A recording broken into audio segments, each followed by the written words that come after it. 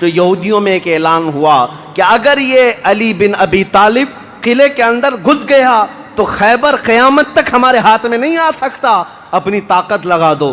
سارے یہودی ٹوٹ پڑے، جتنی فوجیں تھی ٹوٹ پڑی۔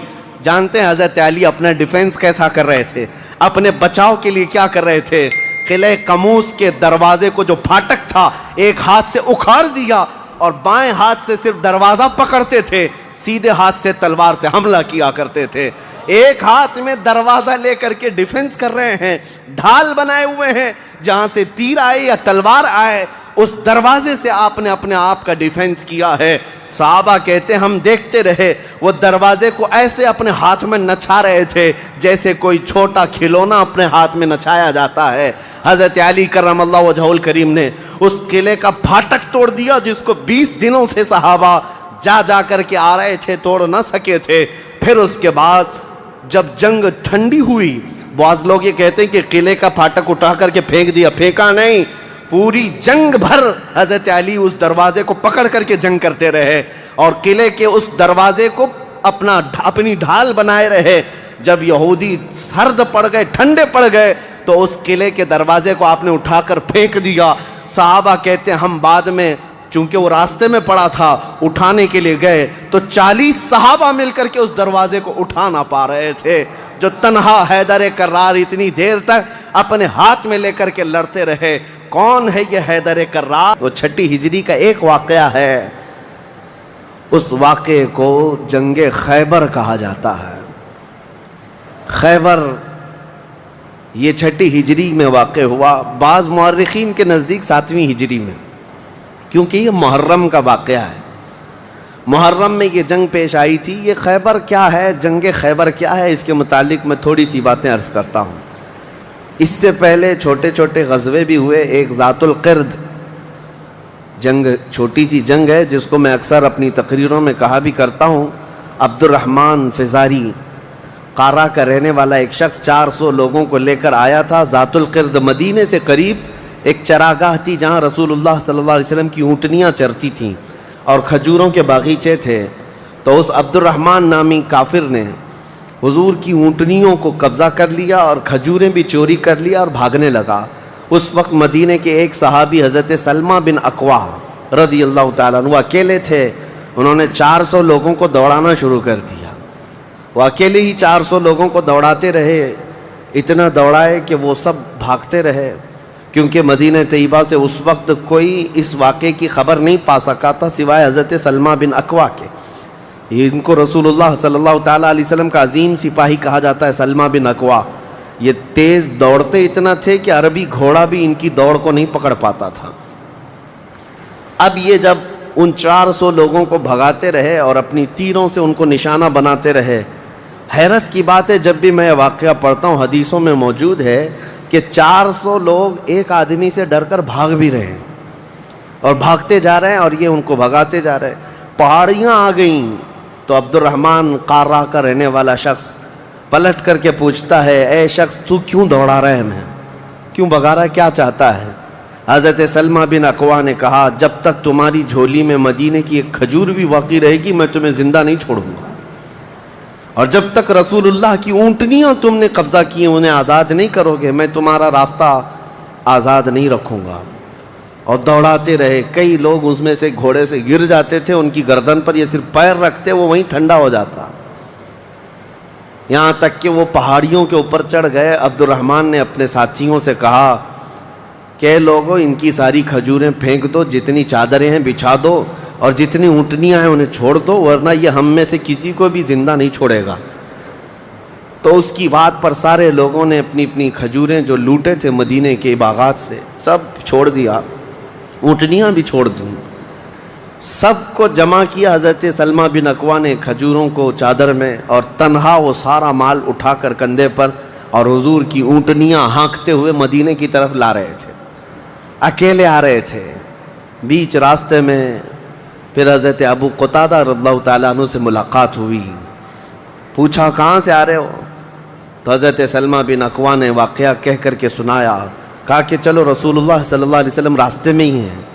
حضور سے ملاقات ہوئی، حضور نے کہا کہ تم صحیح سلامت آ گئے, ہمیں واقعے کی خبر پہلے سے مل گئی تھی.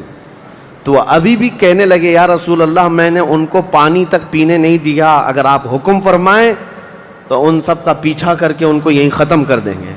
نبی پاک صلی اللہ علیہ وسلم نے مسکرا کر فرمایا تمہاری جو اونٹنیاں تھی, تمہارے جو کھجور تھے, اس کے تم مالک ہو گئے ہو, ان کا راستہ چھوڑ دو. تب یہ واپس آئے. حضرت سلمہ بن اکوع, اعلیٰ حضرت امام احمد رضا خان فاضل بریلوی رضی اللہ تعالیٰ عنہ نے اس روایت کو نقل فرمایا اور فرماتے ہیں سلمہ بن اکوع سے پوچھا گیا تمہیں خوف نہیں تھا, ڈر نہیں تھا؟ 400 لوگوں کو اکیلے دوڑاتے چلے گئے, مدینے سے باہر بھی چلے گئے. تو جانتے ہیں کون سی طاقت تھی ان کے پاس, سلمہ بن اکوع کے پاس, جو ان کو خوف سے آزاد کر رکھی تھی. فرماتے ہیں ایک بار رسول اللہ صلی اللہ علیہ وسلم صحابہ سے بیعت لے رہے تھے, ہاتھ میں ہاتھ لے کر بیعت کر رہے تھے. تو سب حضور کے پاس ہاتھ دے رہے تھے, بیعت کر رہے تھے. حضور نے مجھ سے کہا سلمہ بن اکوع آ جاؤ, تم بیعت کر لو میرے ہاتھ پر. میں نے عرض کیا یا رسول اللہ پہلے ہی میں بیعت کر چکا ہوں. ایک بار وہ بیعت کر چکے تھے. حضور نے فرمایا دوبارہ کر لو, اس میں کیا حرج ہے؟ حضرت سلمہ بن اکوع کہتے ہیں میں نے دوبارہ حضور کے ہاتھ میں ہاتھ دیا, حضور نے بیعت کیا. تھوڑی دیر گزری تھی کہ صحابہ بیعت کر رہے تھے. حضور نے پھر پکارا سلمہ بن اکوع بیعت کیوں نہیں کر لیتے؟ کہا یا رسول اللہ میں نے 2 بار بیعت کی ہے. حضور نے فرمایا تیسری بار کر لو, کیا حرج ہے؟ وہ حضرت سلمہ بن اکوع کہتے ہیں میں نے اپنا ہاتھ رسول اللہ کے ہاتھ میں تیسری بار دیا اور بیعت کیا. اور اس کے بعد جب نکلا حضرت سلمہ بن اکوع کہتے ہیں مجھے اس ہاتھ پر اتنا بھروسہ تھا کہ دنیا کی ہر طاقت کو دھول چٹا سکتا تھا کہ رسول اللہ کے ہاتھ میں دیا ہوا ہاتھ ہے. ان کے پاس جو بے خوف ہونے کے لیے کوئی دولت تھی نا, بے باک ان صحابہ کو اگر کوئی چیز بناتی تھی تو یہی چیز ہے عشق مصطفیٰ, محبت مصطفیٰ, جس کو بریلی کے امام نے فرمایا ہے خوف نہ رکھ رضا ذرا, تو ہے عبد مصطفیٰ, تیرے لیے امان ہے, تیرے لیے امان ہے. کسی شاعر نے کہا تھا کہ دیوان گانے عشق محمد کو دیکھ کر گھبرا گئی ہے گردش دوراں کبھی کبھی. حضور کے عاشقوں کو دیکھ کر کے دنیا کی طاقتیں بھی گھبرا جاتی تھیں کہ ان کے پاس ہے کون سی طاقت. تو یہ جو چھوٹی سی جنگ واقع ہوئی اس کو ذات القرد کہتے ہیں. اس کے 3 دن کے بعد ہی خیبر کی جنگ شروع ہو گئی تھی. اب خیبر پر ہم آتے ہیں. خیبر کیا ہے؟ تقریباً مدینہ طیبہ سے 320 کلومیٹر دور یا 300 کلومیٹر کے قریب ایک بستی ہے جس کو خیبر کہتے ہیں. خیبر یہودیوں کا گڑھ ہے, یہودیوں کا مرکز. اور اس وقت سے لے کر کے حضور صلی اللہ تعالیٰ علیہ وسلم کی مدینہ طیبہ آمد سے بھی کافی پہلے سے خیبر میں یہودیوں نے ایسا اپنا وہ جمایا ہوا تھا کہ پورے عرب کے سب سے بڑے مالدار یہودی خیبر میں رہتے تھے, اور جنگی طاقت بھی سب سے زیادہ ان کے پاس تھی, اور غرور اور گھمنڈ اتنا تھا, پیسوں پر بھی اور جنگ پر بھی, طاقت پر بھی, کہ وہ کسی کو بھی ڈرا دیتے تھے. اور جب سے نبی پاک صلی اللہ علیہ وسلم مدینہ طیبہ آئے ان کی دشمنی اتنی بڑھ گئی تھی کہ آپ کو معلوم ہونا چاہیے کہ جو جنگ خندق ہوئی تھی اس کا واقعہ بھی میں نے تفصیل سے بتا دیا. مدینہ طیبہ جنگ خندق جس وجہ سے ہوئی اس کا سبب یہودی تھے. یہودیوں نے مکہ کے کافروں کو, مشرکوں کو, نجد کے کافروں کو, سب کو جمع کیا تھا اور پانی کی طرح پیسہ بہایا تھا. جنگ میں 12,000 لوگوں کو رسول اللہ کے خلاف اکٹھا کیا تھا یہودیوں نے. یہ خیبر کے یہودی تھے, کیونکہ نبی پاک صلی اللہ تعالیٰ علیہ وسلم جب تشریف لائے تھے 2 قبیلے یہودیوں کے مدینے میں آباد تھے, بنو نذیر اور بنو قریظہ. آپ کو میں نے سیرت کے بیان میں یہ بھی بتا دیا تھا. اور یہ دونوں قبیلوں نے حضور صلی اللہ علیہ وسلم کے ساتھ غداری کی تھی, وعدہ خلافی کیا, معاہدہ جو تھا اس کو توڑ دیا. اس کی وجہ سے ان یہودیوں کو جو مدینے میں رہتے تھے جلا وطن کر دیا گیا تھا, نکال کر باہر کر دیا گیا. تو جتنے مدینے سے نکالے ہوئے یہودی تھے وہ سب خیبر میں جا کر جمع ہو گئے تھے. خیبر میں جا کر کے ان لوگوں نے اڈا بنا لیا تھا, اور ڈیلی ان کی صرف اور صرف یہی منصوبہ بندی ہوتی تھی کہ محمد صلی اللہ علیہ وسلم اور ان کے ساتھیوں کو کیسے مارا جائے, کیسے قتل کیا جائے.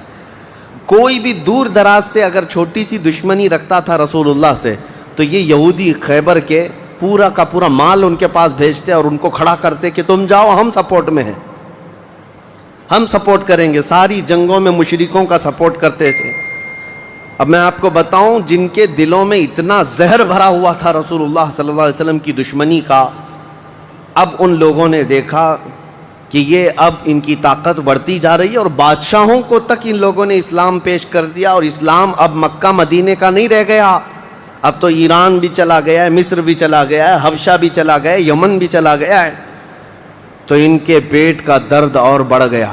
ان لوگوں نے پھر اب فیصلہ کرنا شروع کیا کہ اب سارے لوگوں کو جمع کرتے ہیں۔ ایک قبیلہ تھا بنو غطفان، یہ مشرکوں کا قبیلہ تھا، اور وہ جنگی طاقت بہت زیادہ رکھتے تھے۔ اس وقت عرب میں وہ نڈر مانے جاتے تھے۔ یہودیوں نے ان کو بلا کر کے جنگ کا پلان کیا کہ مدینے پر اچانک چڑھائی کریں گے اور تہس نہس کر کے رکھ دیں گے، کسی کو خبر بھی نہ ہو، پورے مدینے کی اینٹ سے اینٹ بجا دیں گے۔ انہوں نے پلان کیا راتوں رات، لیکن مخبر صادق رسول اللہ صلی اللہ تعالیٰ علیہ وسلم کا حال یہ ہے، اور کوئی غیب کیا تم سے نہاں ہو بھلا۔ نبی پاک صلی اللہ تعالیٰ علیہ وسلم کو خبر ہوئی کہ یہودیوں نے میٹنگ کی ہے اور راتوں رات مدینے پر چڑھائی کرنے والے ہیں۔ دوسرے دن حضور پاک صلی اللہ تعالیٰ علیہ وسلم نے صحابہ کو جمع کیا، تو جتنے صحابہ تھے سب جمع ہو گئے، تقریباً 1600 صحابہ تھے۔ کتنے؟ 1600 صحابہ۔ 1600 صحابہ مدینہ طیبہ سے نکل پڑے حضور کے ساتھ کہ ان یہودیوں کو خیبر سے نکلنے سے پہلے ان کا راستہ ہم روکیں گے کہ مدینے پر کوئی بھی چڑھائی نہ کر سکے۔ جب رسول اللہ صلی اللہ علیہ وسلم صحابہ کو لے کر چل پڑے، چال الٹی پڑ گئی۔ یہودیوں نے یہ سوچا تھا کہ مدینے پر اچانک حملہ ہوگا، کسی کو کانوں کان خبر نہیں ہوگی، لیکن ایسا ہوا کہ 8 دن کے بعد اچانک حضور خیبر پہنچ گئے، ان کو کانوں کان خبر بھی نہیں ہوئی۔ نبی پاک صلی اللہ تعالیٰ علیہ وسلم صحابہ کے ساتھ جب پہنچے، صبح ہو رہی تھی، خیبر کی وادیوں میں حضور داخل ہو رہے تھے، تو یہودی اپنے اپنے کھیتوں میں کام کرنے کے لیے جا رہے تھے۔ جیسے ہی مدینے کی فوج کو دیکھا، ہیبت طاری ہو گئی، الٹے قدم اپنے قلعوں میں واپس بھاگتے رہ گئے اور چیخ مارتے رہ گئے کہ محمد بھی آئے ہیں اور مسلمان بھی آئے ہیں۔ حضور صلی اللہ علیہ وسلم نے ان کی چیخ و پکار کو سنا تو ایک جملہ فرمایا۔ حضور صلی اللہ علیہ وسلم فرماتے ہیں، جن کافروں کی وادی میں ہم اتر پڑے ان کی صبح خراب ہو ہی جاتی ہے، اور یہ خیبر اب برباد ہوگا۔ حضور کے الفاظ تھے، جملہ نکلا۔ صحابہ کرام اتنی جوش سے نعرہ لگا رہے تھے کہ یہودیوں کے سارے قلعے صحابہ کی آواز سے گونجنے لگ گئے۔ خیبر میں 8 قلعے تھے، 8 مشہور قلعے۔ انہوں نے بہت مشہور اس وقت کی طاقتور یعنی عمارتیں ایسی بنا رکھی تھیں کہ ان کا یقین تھا کہ کوئی ان قلعوں کو توڑ نہیں سکے گا۔ اور حد تو یہ ہے کہ آج 1400 سال گزر گئے، ابھی بھی وہ قلعے موجود ہیں، آج بھی موجود ہیں خیبر میں۔ وہ قلعوں کے باقیات، کھنڈرات ابھی بھی موجود ہیں۔ اب آپ اندازہ کریں کہ 14 صدیاں گزرنے کے بعد اب بھی وہ قلعے ہیں، تو اس وقت کتنے محفوظ رہے ہوں گے، کتنے مضبوط رہے ہوں گے۔ ان کو بڑا غرور تھا۔ 8 مشہور قلعے تھے، قلعہ ناعم، قلعہ نطات، قلعہ قموس، ان کے نام تھے الگ الگ۔ ہر قلعہ الگ الگ کاموں کے لیے استعمال ہوتا تھا۔ اب نبی پاک صلی اللہ تعالیٰ علیہ وسلم خیبر جب پہنچے، 1600 صحابہ ہیں۔ اب سنیے، ایک قلعہ ناعم تھا جس میں سارا ذخیرہ تھا، کھانا پانی اور سب کچھ وہاں پر تھا، اور اس کی ذمہ داری سلام بن مشکم نام کا ایک یہودی، وہ بہت ہی بغض و عداوت میں بھرا ہوا یہودی تھا، اس کے ذمے تھی۔ اور قلعہ قموس جو سب سے بڑا قلعہ تھا، اس کی ذمہ داری مرحب نام کے یہودی کے پاس تھی۔ اور مرحب وہ شخص ہے جس کے بارے میں مشہور تھا کہ وہ 1000 لوگوں سے تنہا لڑ سکتا ہے۔ 1000 انسانوں کی طاقت تھی جس کے پاس، اس کا نام مرحب تھا۔ پورے خیبر کے یہودی اس سے ڈرتے تھے۔ اور قلعہ قموس جو سب سے بڑا قلعہ تھا، وہ اس کے انڈر میں ہوا کرتا، سب ان کی تقسیم تھی۔ اب جب نبی کریم صلی اللہ تعالیٰ علیہ وسلم شروعات فرمائی تو قلعہ ناعم جو قریب تھا آبادی سے، اس پر چڑھائی شروع کر دی۔ تو جو صحابہ وہاں گئے تھے قلعہ ناعم، تو صحابہ اکرام کو سخت مصیبت اٹھانی پڑی، کیونکہ اتنی سخت گرمی تھی کہ کہ جس کی وجہ سے حلق میں کانٹے پڑ جاتے تھے پیاس کی شدت سے. کئی صحابہ اس میں شہید ہوئے. آخر کار قلعہ نائم فتح ہو گیا. ایک قلعہ فتح ہوا, دوسرا فتح ہوا, تیسرا فتح ہوا. قلعے اس طرح سے فتح ہونے لگ گئے. یہودیوں کی تعداد میں آپ کو بتاؤں یہ 1600 صحابہ تھے, اور یہودی اس وقت خود اور قبیلہ بنو غطفان جو مشرکوں کا قبیلہ تھا ان کو بھی جنگ کے لیے اپنے قلعے میں بلا لیا تھا. کل تعداد سب کی ملا کر 8000 ہو چکی تھی. 8000 لوگ 1600 لوگوں سے ڈرے ہوئے سہمے ہوئے قلعوں میں بندے ہیں, کوئی باہر نکلنے کو تیار نہیں. اب اس کے بعد یہ خیبر کا معاملہ بڑھتا گیا. اس میں ہوا یہ کہ آخری جو قلعہ تھا قلعہ قموس, یہ سب کے بس کی بات نہیں تھی. بہت مضبوط قلعہ, اور جو آدمی اس کا سپہ سالار ہے, شہ سوار ہے, وہ مرحب ہے. پورا عرب جانتا تھا اس کی طاقت کو. پہلے دن نبی کریم صلی اللہ تعالیٰ علیہ وسلم نے صحابہ کی ایک جماعت حضرت ابو بکر صدیق رضی اللہ تعالیٰ عنہ کی سپہ سالاری میں بھیجی. حضرت ابو بکر صدیق آئے, بہت ہی جاں بازی اور بہادری کے ساتھ لڑائی کی, لیکن وہ اتنا سخت تھا کہ یہودیوں کی طرف سے بہت سخت طریقے سے ڈیفنس ہوتا تھا. صحابہ پیچھے ہٹ گئے, کچھ شہید ہوئے, کچھ زخمی ہوئے, واپس آئے. پھر دوسرے دن سیدنا عمر ابن خطاب رضی اللہ تعالیٰ عنہ کے حوالے حضور صلی اللہ علیہ وسلم نے فرمایا. حضرت عمر فاروق رضی اللہ تعالیٰ عنہ گئے. صحابہ کی ایک جماعت تھی, لیکن آج کا دن اور زیادہ سخت ہو گیا. سارے یہودیوں نے اپنی طاقت جھونک دی قلعہ قموس کو بچانے کے لیے. حضرت عمر فاروق رضی اللہ تعالیٰ عنہ صحابہ کی جماعت کو لے کر شام میں واپس آ گئے. اب یہ محاصرہ بڑھ گیا. 20 دن چلا کنٹینیو محاصرہ ان قلعوں کا, لیکن فتح ہونے کا نام نہیں تھا.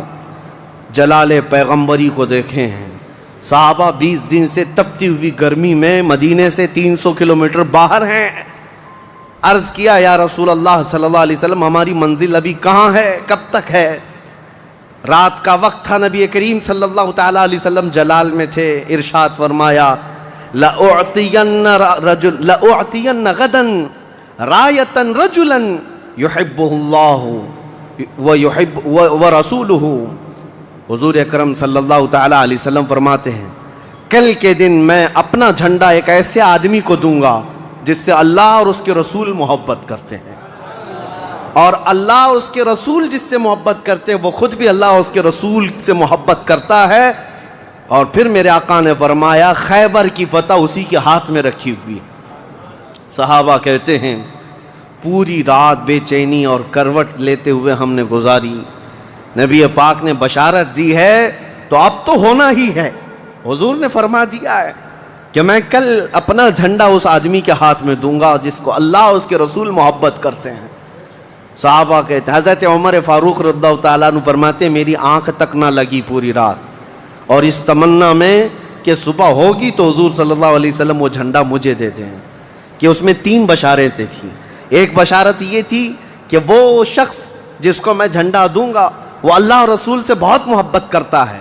دوسری بشارت یہ تھی کہ اللہ خود اس سے محبت کرتا ہے. تیسری بشارت یہ تھی کہ اسی کے ہاتھ میں خیبر کی فتح رکھی ہے. حضرت عمر کہتے ہیں پوری رات پلک بھی جھپکا نہیں, اسی آس میں اسی امید میں پوری رات گزاری. پورے صحابہ کا یہی حال تھا. صبح جب ہوئی دوڑے دوڑے نبی کریم صلی اللہ تعالیٰ علیہ وسلم کی جلوں میں حاضر ہوئے. اللہ کے حبیب صلی اللہ علیہ وسلم کے ہاتھ میں پرچم تھا, جھنڈا تھا, اب جنگ کے لیے روانہ کرنا تھا. نبی کریم صلی اللہ علیہ وسلم کے سامنے صحابہ کی فوج ہے. سارے صحابہ گردنیں اونچی کر کر کے دیکھ رہے ہیں, لیکن نبی پاک صلی اللہ تعالیٰ علیہ وسلم نے اس بھرے مجمع میں اعلان فرمایا علی کہاں ہے, علی کہاں ہے. اس مجمع میں حضرت علی نہیں ہیں. صحابہ نے کہا یا رسول اللہ وہ بخار میں ہیں, بیمار ہیں اور آشوب چشم ہے, آنکھیں لال ہو چکی ہیں, آنکھوں سے پانی آ رہا ہے. نبی کریم صلی اللہ علیہ وسلم نے فرمایا لاؤ, اسی حالت میں بلا لاؤ. صحابہ گئے, حضرت علی کو بلا لائے. بخار کی حالت میں ہیں, آنکھوں میں آشوب ہے, سرخی آ چکی ہے. نبی کریم صلی اللہ علیہ وسلم نے قریب بلایا, اپنا لعاب پاک نکال کر ان کی آنکھوں میں لگایا. حضرت علی فرماتے ہیں مجھے ایسا لگا کبھی آنکھوں میں کوئی مرض آیا ہی نہیں تھا, بخار بھی نہیں تھا. نبی کریم صلی اللہ تعالیٰ علیہ وسلم نے اپنے ہاتھ میں موجود پرچم حیدر کرار کے ہاتھ میں دیا، کہا جاؤ علی تمہارے ہاتھ میں اللہ نے فتح رکھی ہے۔ میرے عزیزو، ایک بات میں آپ کو بتا دوں کہ یہ کیا معاملہ ہے۔ جب رسول کریم صلی اللہ تعالیٰ علیہ وسلم کو یہ معلوم ہے کہ حضرت علی کے ہاتھ میں ہی یہ جنگ فتح ہونی ہے، تو پہلے دن کسی اور کو کیوں بھیجا، دوسرے دن اور صحابی کو بھیجا؟ یہ 20 دن کا محاصرہ کس بات کا تھا؟ یہ سارے معاملات کس لیے تھے؟ ایک بات یاد رکھیں، فتح اسلام کے حق میں ہے اور غالب اسلام ہو کر رہے گا، لیکن قدرت کا قانون یہ ہے، جیسے معراج میں بھی آپ کو معلوم ہے نمازیں تو 5 ہی ہونی تھی، لیکن 9 مرتبہ حضور صلی اللہ علیہ وسلم کو آنا جانا کیوں رکھا گیا؟ خدا کی قدرت کا قانون یہ ہے کہ پہلے اسباب کی طرف دیکھو، بعد میں اسباب کا خالق خود تمہارے لیے راستے پیدا فرمائے گا۔ جنگ تو فتح ہونی ہی ہے، لیکن تمہیں اسٹرگل کرنا پڑے گا، میدان میں مشکلیں اٹھانی پڑیں گی، بعد میں فتح تو تمہارے ہاتھ میں اللہ نے دی ہے۔ حضرت علی کرم اللہ وجہہ الکریم اپنے ہاتھ میں پرچم لے کر کے جب قلعہ قموس کی طرف بڑھتے ہیں، جانتے ہیں وہ تاریخ کا وہ عظیم دن ہے، محرم کی غالباً 9ویں تاریخ ہے۔ میں نے شروع میں ہی کہا کہ یہ ایک تاریخ کا ایسا حصہ ہے جس سے ساری باتیں آگے کی فتوحات جڑی ہوئی ہیں۔ کیوں میں آپ کو بتاتا ہوں، حضرت علی جس انداز سے جا رہے تھے اس وقت لوگوں کے اندر ہیبت طاری تھی، صحابہ آپ کے ساتھ تھے۔ جیسے ہی قلعہ قموس کے پاس گئے، سیدھے حضرت علی کرم اللہ وجہہ الکریم نے للکار کر کے مرحب یہودی کو بلایا کہ باہر آ جا اپنے قلعے سے اور مجھ سے مقابلہ کر۔ وہ ہاتھی کی طرح سے ڈیل ڈول رکھتا تھا اور خرامہ خرامہ سامنے آیا اور للکار کر کے کہنے لگا قد علمت خیبر انی مرحب شاک السلاح مجرب، تمہیں معلوم ہے پورا خیبر مجھے جانتا ہے کہ میں مرحب ہوں۔ شعر پڑھ رہا تھا، پورا خیبر جانتا ہے کہ میں مرحب ہوں، سر سے لے کر پیر تک ہمیشہ ہتھیار میں رہتا ہوں، اور نہایت ہی تجربہ کار آدمی کہ جس کا وار کبھی خالی نہیں جاتا ہے۔ اس کے جواب میں مولا علی کرم اللہ وجہہ الکریم فرماتے ہیں انا الذی سمتنی امی حیدرا کلیث غابات کریہ المنظرا، تجھے پتا ہے میری ماں نے ہی میرا نام حیدر رکھا ہے۔ حیدر کا مطلب ہوتا ہے شیر، میری ماں نے میرا نام حیدر رکھا ہے، کلیث غابات کریہ المنظرا، ہیبت ناک شیر جب بھوک کی وجہ سے کچھار میں دہاڑتا ہے اس کو حیدر کہا جاتا ہے۔ جب یہ رجزی اشعار کا تبادلہ ہو رہا تھا، وہ یہودی مرحب جو سر پر ٹوپی پہنتا تھا، ویسی ٹوپی لوہے کی کسی کے پاس تھی نہیں، جسم پر جو لوہے کا خود لباس ہوتا تھا ویسا لباس کسی کے پاس نہیں تھا۔ مقابلے میں وہ آیا اور اس نے حضرت علی کرم اللہ وجہہ الکریم پر بہت تیز وار کی، لیکن وار خالی گیا۔ حضرت علی کرم اللہ وجہہ الکریم پر کوئی وار نہیں آیا۔ پلٹ کر جب حیدر کرار نے وار ماری تو اس کی خود کو ٹوپی کو کاٹتا ہوا یہاں تک کہ اس کے جبڑوں تک حضرت علی کی تلوار آ گئی، اس کے دانتوں کو تک کاٹتی ہوئی آ گئی۔ اس کے بعد دوسرا وار بھی نہیں پڑا تھا کہ مرحب زمین پر ڈھیر ہو کر تڑپنے لگ گیا۔ اتنا ہی نہیں ہے کہ یہ منظر دیکھ کر کے جتنے یہودی تھے سب کے سب ٹوٹ پڑے۔ کس پر؟ حیدر کرار پر۔ اکیلے بطل جلیل ہیں، جس طرف سے آتے تھے صحابہ کہتے ہیں حضرت علی کی تلوار اس دن جو چمک رہی تھی ہمارے جسموں میں ہیبت طاری تھی، کبھی ادھر چمکتی ہے کبھی ادھر چمکتی ہے۔ آپ کو پتا ہے ایک لقب آپ کا کرار ہے۔ کرار کا مطلب کیا ہوتا ہے؟ پلٹ پلٹ کر کے حملہ کرنے والا، اور ایسا حملہ کرنے والا کہ سامنے والے کو سنبھلنے کا موقع بھی نہیں دیتا۔ حضرت علی کی تلوار نے اتنے وار کیے کہ یہودیوں کی صفیں درہم برہم ہو گئی۔ بعض تو لوگوں نے یہ سوچا کہ جان بچانے میں عافیت ہے، جب ہمارا سردار ڈھیر ہو کر تڑپ رہا ہے ہمیں اس سے مقابلے کی کیا تاو ہے۔ بڑھتے گئے حضرت علی، سیدھے قلعہ قموس جو تھا وہاں جا کر کے کھڑے ہو گئے تو یہودیوں میں ایک اعلان ہوا کہ اگر یہ علی بن ابی طالب قلعے کے اندر گھس گیا تو خیبر قیامت تک ہمارے ہاتھ میں نہیں آ سکتا، اپنی طاقت لگا دو۔ سارے یہودی ٹوٹ پڑے، جتنی فوجیں تھی ٹوٹ پڑی۔ جانتے ہیں حضرت علی اپنا ڈیفنس کیسا کر رہے تھے، اپنے بچاؤ کے لیے کیا کر رہے تھے؟ قلعہ قموس کے دروازے کو جو پھاٹک تھا ایک ہاتھ سے اکھاڑ دیا اور بائیں ہاتھ سے صرف دروازہ پکڑتے تھے، سیدھے ہاتھ سے تلوار سے حملہ کیا کرتے تھے۔ ایک ہاتھ میں دروازہ لے کر کے ڈیفنس کر رہے ہیں، ڈھال بنائے ہوئے ہیں، جہاں سے تیر آئے یا تلوار آئے اس دروازے سے آپ نے اپنے آپ کا ڈیفنس کیا ہے۔ صحابہ کہتے ہیں ہم دیکھتے رہے، وہ دروازے کو ایسے اپنے ہاتھ میں نچھا رہے تھے جیسے کوئی چھوٹا کھلونا اپنے ہاتھ میں نچھایا جاتا ہے۔ حضرت علی کرم اللہ وجہہ الکریم نے اس قلعے کا پھاٹک توڑ دیا جس کو 20 دنوں سے صحابہ جا کر کے آ رہے تھے، توڑ نہ سکے تھے۔ پھر اس کے بعد جب جنگ ٹھنڈی ہوئی، بعض لوگ یہ کہتے ہیں کہ قلعے کا پھاٹک اٹھا کر کے پھینک دیا، پھینکا نہیں، پوری جنگ بھر حضرت علی اس دروازے کو پکڑ کر کے جنگ کرتے رہے اور قلعے کے اس دروازے کو اپنی ڈھال بنائے رہے۔ جب یہودی سرد پڑ گئے، ٹھنڈے پڑ گئے، تو اس قلعے کے دروازے کو آپ نے اٹھا کر پھینک دیا۔ صحابہ کہتے ہیں ہم بعد میں، چونکہ وہ راستے میں پڑا تھا، اٹھانے کے لیے گئے تو 40 صحابہ مل کر کے اس دروازے کو اٹھا نہ پا رہے تھے۔ جو تنہا حیدر کرار اتنی دیر تک اپنے ہاتھ میں لے کر کے لڑتے رہے۔ کون ہے یہ حیدر کرار؟ یہ وہی حیدر کرار ہے جب رسول اللہ صلی اللہ علیہ وسلم نے مکہ مکرمہ میں سب سے پہلے اسلام کی دعوت دی تھی تو مکہ والوں نے انکار کیا تھا۔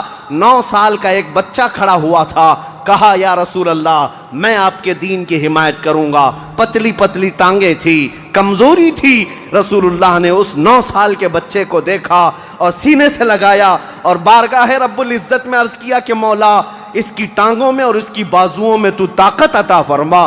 وہ 9 سال کا بچہ جب 25 سال کا ہو گیا تو فاتح خیبر بن کر کے نکلا، حیدر کرار بن کر کے نکلا۔ اسی لیے سچ کہا ہے جس نے کہا ہے شاہ مرداں شیر یزداں قوت پروردگار، لا فتح الا علی لا سیف الا ذوالفقار۔ یہ ہے جس کا مطلب یہ ہوتا ہے فارسی میں شاہ مرداں شیر یزداں، نوجوانوں کا اگر کوئی بادشاہ ہے تو وہ حیدر کرار ہے۔ شیر یزداں اگر اللہ کا کوئی شیر ہے تو حیدر کرار ہے۔ قوت پروردگار، اللہ کی طاقت کا مظہر دیکھنا ہے تو وہ علی بن ابی طالب ہے۔ لا فتح الا علی، سچ کہا جس شاعر نے کہا لا فتح الا علی۔ پورے لوگوں میں اگر جوان کوئی کہانے کے لائق ہے تو وہ علی بن ابی طالب کا نام ہے۔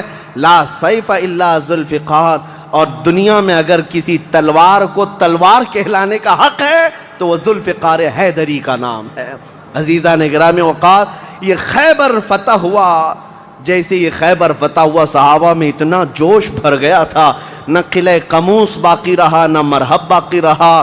اور خیبر کو جو مولا علی نے اس وقت توڑا تھا، 14 صدیاں گزر گئی، آج تک یہودیوں کا اس میں داخلہ نہ ہو سکا تھا۔